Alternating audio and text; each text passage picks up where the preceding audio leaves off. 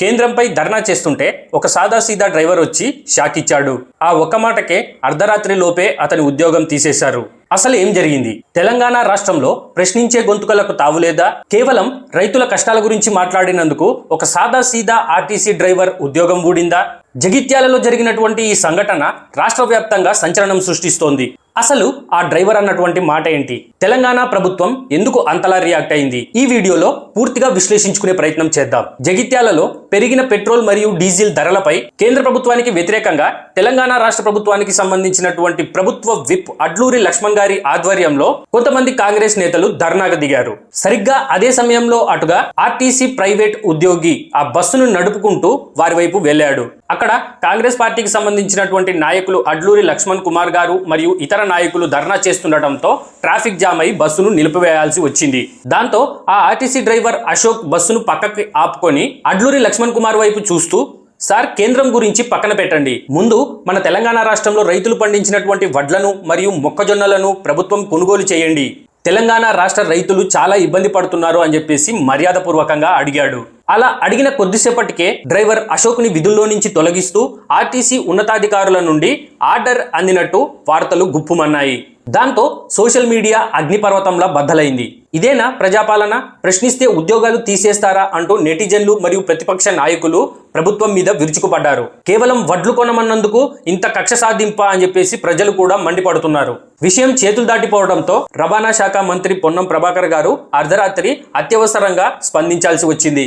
Driver Ashok ని ఉద్యోగంలో నుంచి తీసేయలేదని, ఆయన మాట్లాడిన మాటలకు విధులకు ఎలాంటి సంబంధం లేదని చెప్పేసి క్లారిటీ ఇచ్చారు. ఆయన్ను విధుల్లోనే కొనసాగిస్తామని చెప్పేసి ప్రకటించడంతో ఈ వివాదానికి తాత్కాలికంగా తెరపడింది. అంతేకాకుండా ఇప్పటికే బీజేపీ పార్టీకి సంబంధించినటువంటి నాయకుడు ధర్మపురి అరవింద్ గారు బాధితుడు డ్రైవర్ అశోక్ గారితో మాట్లాడి ఆయనకు భరోసా ఇచ్చారు. ఇక్కడ కాంగ్రెస్ పార్టీ నాయకుడు అడ్లూరి లక్ష్మణ్ కుమార్ గారు చేసినటువంటి ధర్నాలో అసలు అర్థమే లేదు అని చెప్పుకోవాలి. ఎందుకంటే ఆయన ఈ పెట్రోల్ డీజిల్ ధరలు అనేటివి రైతులను ఇబ్బందికి గురి చేస్తున్నాయి అని చెప్పేసి ఒక కారణం చూపించి కేంద్ర ప్రభుత్వానికి వ్యతిరేకంగా ధర్నాకు దిగారు. కానీ నిజానికి ఈ పెట్రోల్ డీజిల్ ధరలు అనేటివి రైతు మీద డైరెక్ట్ గా ఎప్పటికీ ప్రభావం చూపలేవు. ఎందుకంటే ఒకవేళ రైతు ట్రాక్టర్ తీసుకొని పొలాన్ని దున్నుకోవాలన్నా కూడా ఈ పెట్రోల్ డీజిల్ తో ముడిపడి ఉండేటటువంటి ఈ పనులన్నీ రైతు తన భూమిలో కేవలం ఒక రోజు లేదా 2 రోజులు మాత్రమే వాడతాడు. తర్వాత మిగిలిన కాలం అంతా కూడా అతనికి ఈ పెట్రోల్ డీజిల్ తోటి ఎలాంటి పని ఉండదు. అంటే ఈ పెట్రోల్ డీజిల్ 3 రూపాయలు పెరిగినంత మాత్రాన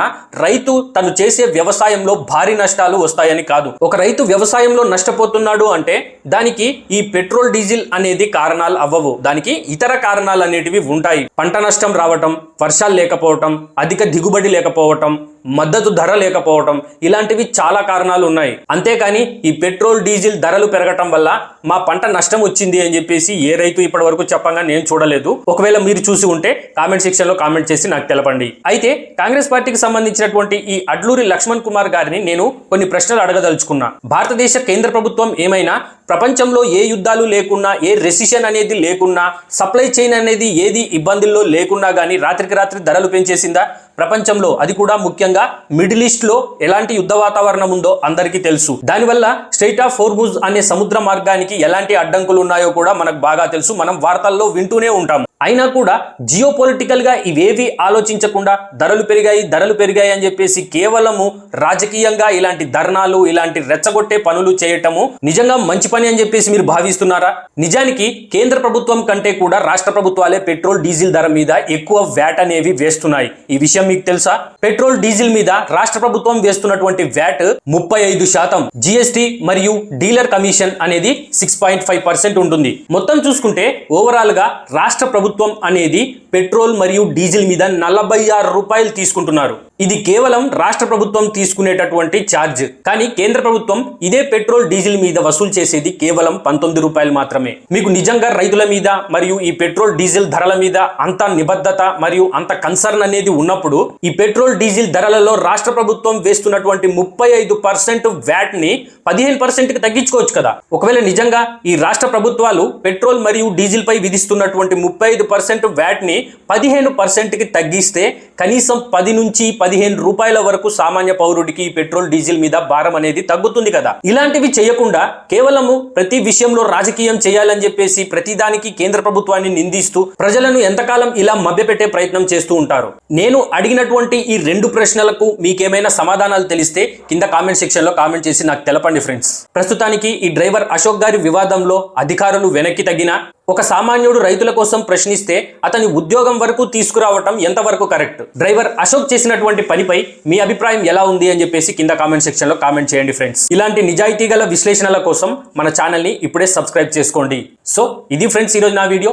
మీ అందరికీ నచ్చితే నా వీడియోని లైక్ చేయండి, షేర్ చేయండి. ఇంకా నా ఛానల్ ఎవరైనా సబ్స్క్రైబ్ చేసుకొని వాళ్ళు ఉంటే ఖచ్చితంగా సబ్స్క్రైబ్ చేసుకోండి ఫ్రెండ్స్. ఒక మంచి వీడియోతో మళ్ళీ కలుద్దాం.